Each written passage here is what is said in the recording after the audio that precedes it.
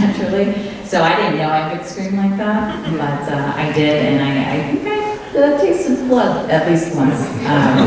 So that's when afterwards, when I did Hunter x Hunter, I kind of learned from that experience, and thankfully did not taste blood when I did that show. But yeah, so. I mean, as long as it's your own blood. Blood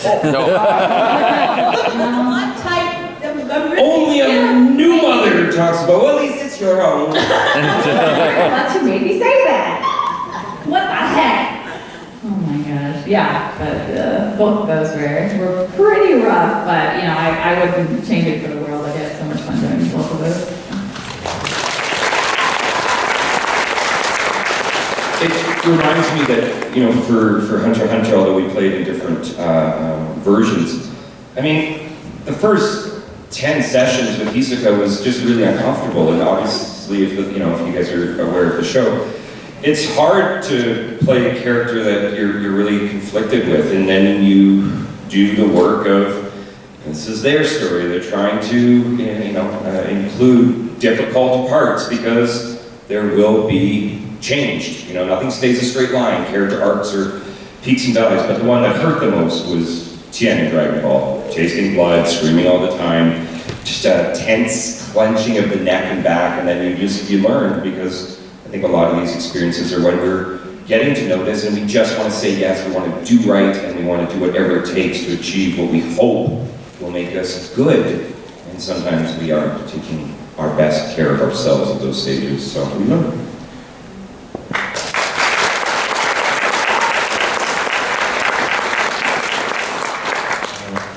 I guess in the same kind of vein, it sounds like, as far as vocally stressful, I've never passed out during a voiceover session, except one time.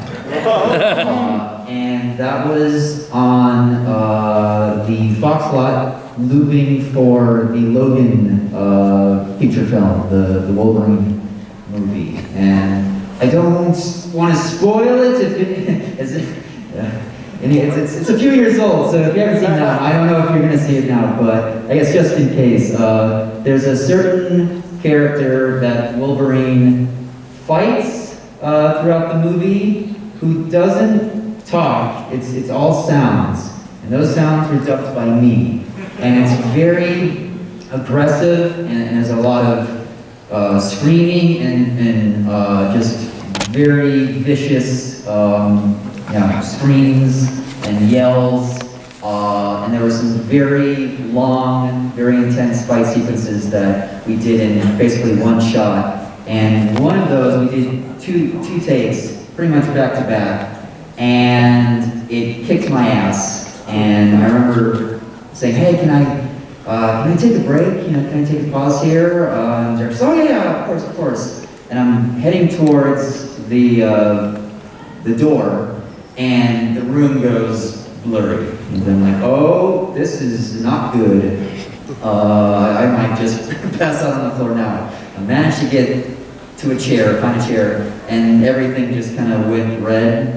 And then I snapped to a little bit later, and that was a little spooky, because I just did not get enough air in during that elaborate fight choreography. So that was probably the hardest in terms of just how physically stressful it was, pushing to that extent. It's the only time it's happened. If they haven't watched it, they're gonna go watch it now. You should now. You'll know. You'll know exactly what I'm talking about. Here.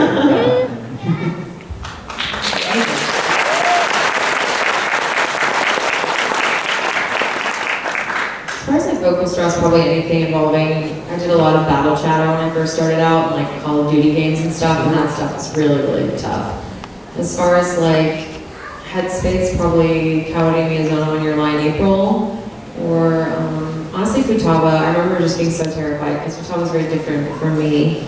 Or maybe Makilu was another one that was like, I was just really terrified. I just didn't think I had the chops to do those characters justice when I first started, so yeah.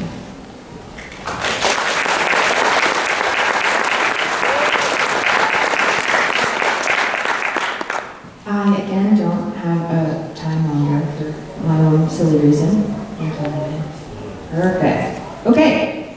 We have a little bit more, and then Nate, I know we had maybe reserved a little bit of time for audience, so we'll see if we get through, and we might be able to take a couple. If we do, I just need Uzair. He's here still somewhere. Are you in here? Jim in the back. Oh, perfect. Okay, our friendly neighborhood Uzair, who's never leaves this room. He was born in this room. He will grow up in this room. Yeah, that's better. He'll become a ghost in this room. Okay. No, we're gonna carry on. You.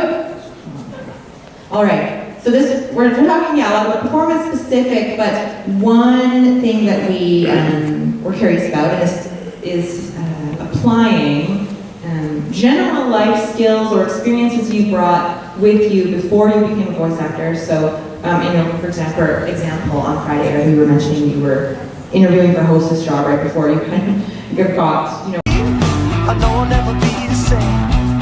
Shook my world so hard again. Wish I washed away my sins. He's a dead man walking, blank stare in his eyes. Should have given up on the ones I trust. Never should have been surprised when they shot him down. Cold blood to the ground.